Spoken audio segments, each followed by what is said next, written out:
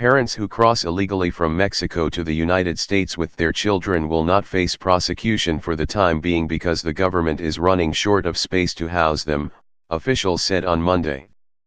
President Donald Trump's administration has vowed to prosecute all adults who cross the border illegally, but its policy of separating immigrant children from parents met fierce international criticism, so it is now trying to keep detained families together while the parents await trial. That has created logistics problems of how to house those families, and the Customs and Border Protection Agency is now not referring new cases for prosecution, CBP officials said.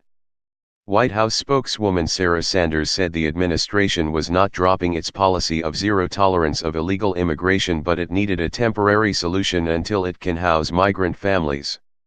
This will only last a short amount of time, because we're going to run out of space, we're going to run out of resources in order to keep people together. And we're asking Congress to provide those resources and do their job, Sanders told reporters. A source at the CBP said it expects to soon resume the referrals for prosecution and is still sending for prosecution those adults who are caught crossing illegally and do not have children with them.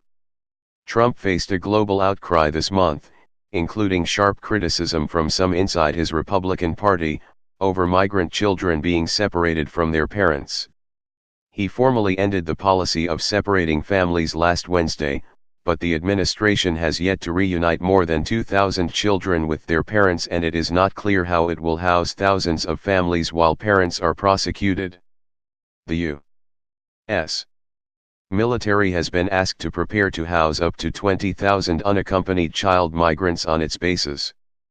Although Republicans control both chambers in Congress, disagreements between moderates and conservatives in the party over immigration matters have hid prospects for a speedy legislative fix to the border crisis. Mark Meadows, leader of a conservative faction among Republicans in the House of Representatives, said on Monday he expected that an immigration bill being worked on by Republicans would fail. A group of Republican and Democratic senators huddled late on Monday to see whether they might be able to come together on legislation establishing a protocol for treating immigrant families as their pleas for asylum or other protections from deportation are considered. But after the meeting, Senator Dianne Feinstein, the senior Democrat on the Senate Judiciary Committee, said nothing's going to happen this week on legislation in the Senate. With Congress out of session next week for the July 4th public holiday, that would mean the Senate could not debate a bill until at least the following week. Political fight. Trump has expressed frustration at U.S. immigration laws and reiterated on Monday that people should be turned away at the border. Democrats have accused him of wanting to circumvent the U.S. Constitution's guarantee of due process for those accused of crimes. We want a system where, when people come in illegally, they have to go out. And a nice simple system that works, Trump told reporters. The immigration crisis has triggered new political tension, and Trump lashed out at a Democratic congresswoman who had urged Americans to confront members of his inner circle in public places. The lawmaker, Maxine Waters, told a crowd in her home state of California on Sunday that a Virginia restaurant's refusal to serve White House Press Secretary Sarah Sanders should be a model for resisting Trump.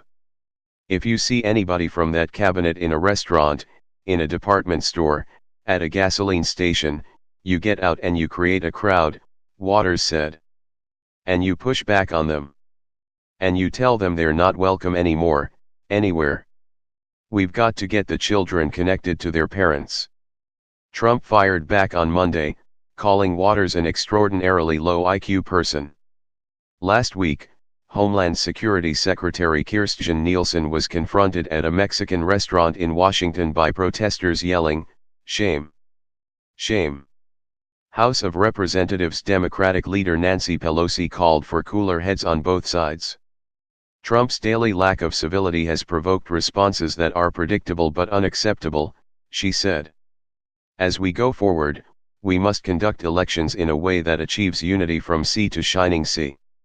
Reporting by Yeganet Torbati, additional reporting by Duana Kayako and Richard Cowan, writing by Steve Holland, editing by Peter Cooney and Clarence Fernandez.